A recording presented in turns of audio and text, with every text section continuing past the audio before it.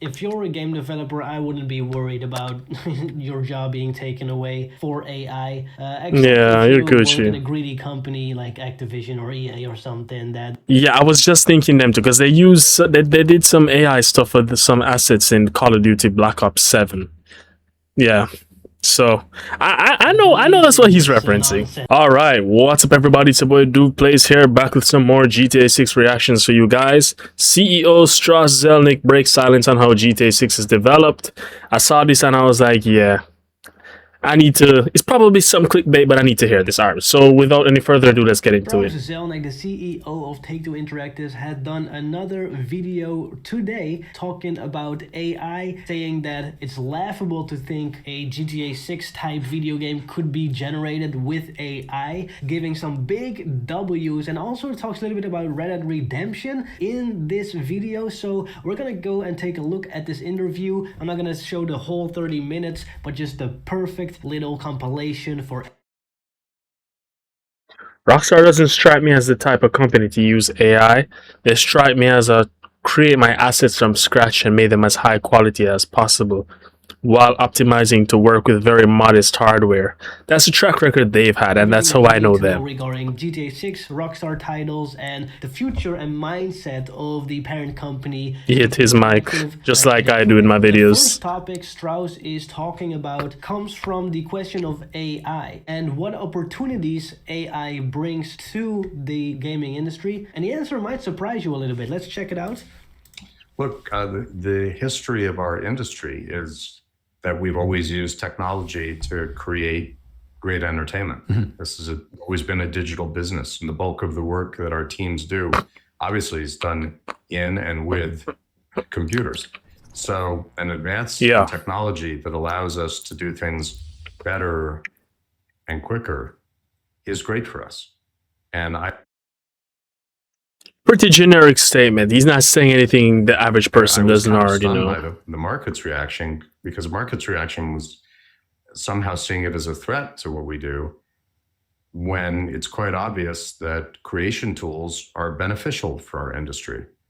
I think the notion of the bear case for big entertainment companies is somehow that AI tools will mean everyone can create hits kind of doesn't stand to reason. These tools may help you create assets, but that won't help you create hits. There are loads of assets out there now. I mean, it doesn't matter if you push a button to create an asset or it takes you 6 weeks. At the end of the day, you have an asset. And thousands of mobile games are launched every year, and there are a handful of hits. And in the last couple of years, most of them have come from Zynga, a division of Take-Two. Equally, sure, you can create assets that might look like a big release. Why is bro cheesing? Look like NBA 2K or EAFC or Red Dead Redemption, but creating a hit of that magnitude is a completely different animal. And this is the crazy thing about this whole situation. So you've probably already seen this, but I'm going to explain it anyway. So Google came out with Google Genie 3, which is basically you can I saw this image with some prompts on how the game should work and what kind of buttons you need to push to make, you know, your character interact with the game. And this is literally the Vice City beachfront area within the game, and so it generates something like this where it looks like it's a game, and so the whole market went down. You can see in this video they played around with it on January 3rd, and in the stocks around January 3rd, Take-Two Interactive's stocks went I heard about this hugely. Yeah, I remember, and then people were like, wait, is this a GTA 6 competitor? No, bro. It's probably some proof of concept stuff that is years away from being as useful as it appears to you now. AI things, because every time some AI technology comes out, people hype it up, especially on X or Twitter, saying that it's the best thing ever, and it's all to bring up the stocks of other AI companies, while in reality, it's kind of just a fun thing to play around with. And it's very niche, yeah, exactly. Concept art, but not much more. You cannot create fully fledged games with it with art direction. That's never gonna be able to be happening. Especially if you think about how insane and consistent a world needs to be. Sure, AI is a great tool to enhance some workflows and some daily tasks that might be boring, but it's not gonna change the whole world where you can put a prompt in and you'll get GTA 6. That's never gonna happen. And now the interviewer is asking him if AI is all about shortening the dev time and shortening the budgets. And Strauss again gives a very surprising answer about this, showing that he really does know what he's talking about. And bro, why does his camera look like this? Like there's a filter over it because the background is blurred out.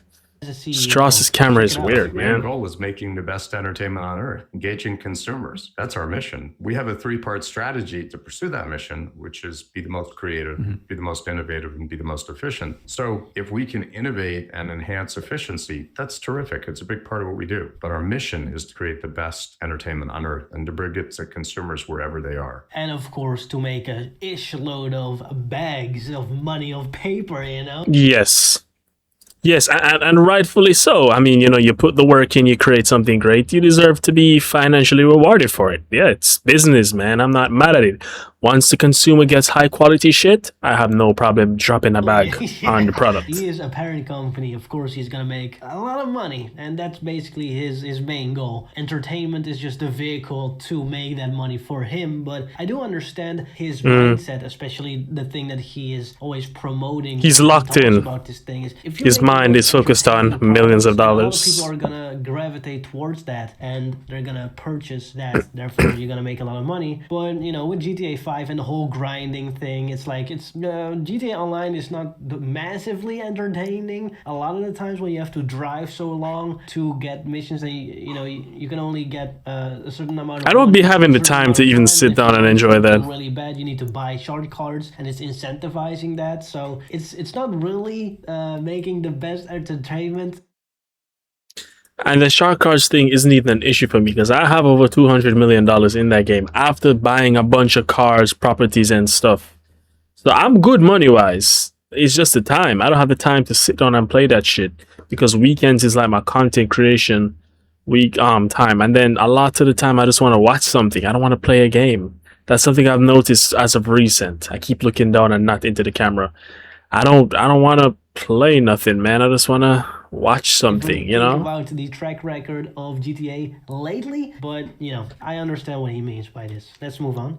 And technology can assist with that mission, but technology on its own will not replace the fulfillment of that mission. Now, the interviewer now asks about the bar going up because of AI. Is the bar and the quality of gaming going up because of AI? Personally, I think kind of the contrary. I think right now AI is in its kind of baby footsteps, even though people are, you know, it is that it's like the biggest and the most advanced technology ever. It's not really. There's a lot of flaws in image generation and video generation, 3D asset generation, creating stories and stuff. Yeah, it can help as a tool, but it can't really do a lot else. It's not really that great of a all-purpose thing. So this is Strauss's reaction for this. No, but again, we're asking the wrong question if we expect a quality bar to go up. But for example, even today, could you use AI tools more quickly to storyboard or to help you tease out plot points or tease out alternatives? Sure, because these tools are based on massive data sets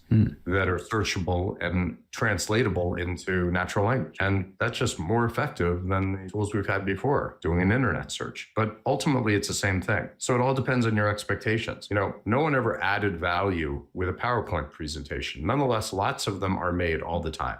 If you could reduce the amount of time you spend on a PowerPoint presentation and still have a good PowerPoint presentation, hallelujah. That's phenomenal. No one's saying like, that's great, Chris, we're going to give you a big promotion because of the amazing PowerPoint you did for the internal committee. Like that's not what we get paid for. What we get paid for is making the best entertainment on earth. And that requires all kinds of things that Yeah, and I technology respect cannot that. and will Yeah. never do on its own. Yeah, I think that this is where the point is Yeah. missed. Doesn't it level the playing field to a degree? I mean, not even the littlest bit. As I said, like there's already plenty of technology out there that allow people to create video games, and as a result, thousands of video games are created every year. And yet, the hits all cluster among the large entertainment companies almost entirely, and now and then an indie, which is generally speaking well funded and pretty robust in and of itself. The notion that somehow new tools would allow an individual to push a button and generate a hit and market a hit and bring it to many millions of consumers around the world, it's a laughable notion. It's never been the case from entertainment. And certainly there are other entertainment businesses that are technically less robust than interactive entertainment, for example, music. And right now there are programs that allow you to, put in a prompt and get a professionally, recorded song spit back out at you. And it sounds like a song, but I defy you to listen to it more than once. Great to send as a greeting card to your partner on their birthday, but that's about it. That's a crazy thing though, the whole music.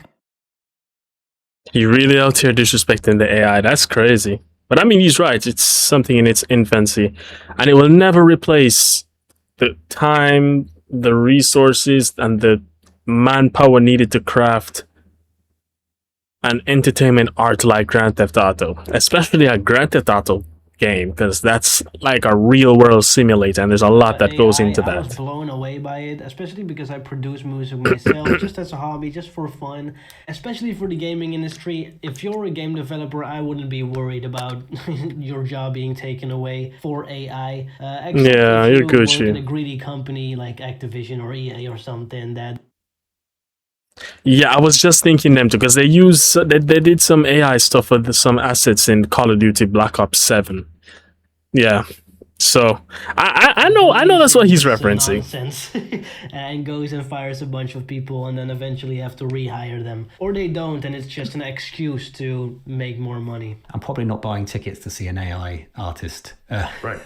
But look, we've been talking about this forever in the entertainment business, and this has been around forever, for better or for worse. There is a creator economy that these tools have enabled, no doubt. But that creator economy stands alongside the professional entertainment economy. It doesn't supplant it. It doesn't replace it. And the history of the entertainment business is, as new technologies come along that enable new activities, they stand alongside the pre-existing businesses. So, I used to give as an example that the only entertainment business that was ever wiped out by new technology in the history of entertainment, electronic entertainment, since 1895, and I'm a student of that business, was vaudeville. But now I could argue that vaudeville hasn't exactly been wiped out. We're in the golden age of live entertainment. My son's a comedian. I just went to see him perform in front of thousands of people in Boston on Oh, Saturday damn, that's night. crazy. How is that different from vaudeville? It's exactly the same thing. Far more people watching today and attending to. What's vaudeville? What's he talking about? I have no idea what vaudeville is, so I looked it up. A type of entertainment popular chiefly in the US, the early 20th century, featuring a mixture of specialty acts such as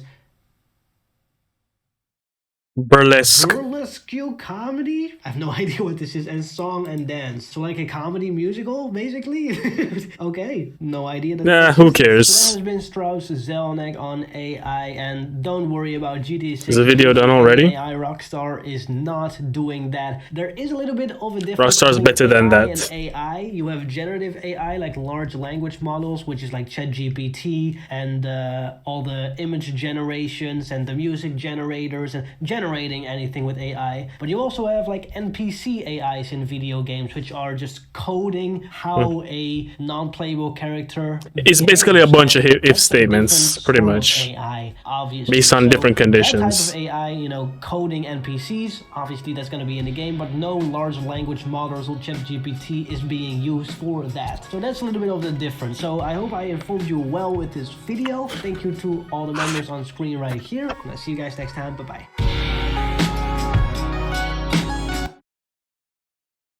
All right, let's see how these comments are looking, man.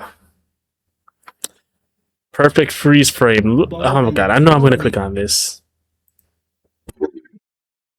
Seriously, I do this sometimes. Like I'll pause the video and it's just like the funniest picture of someone. My man, love the content. Keep it up. I always stay grateful and motivated. Yes, sir. I don't think he's a bot. Don't click read more.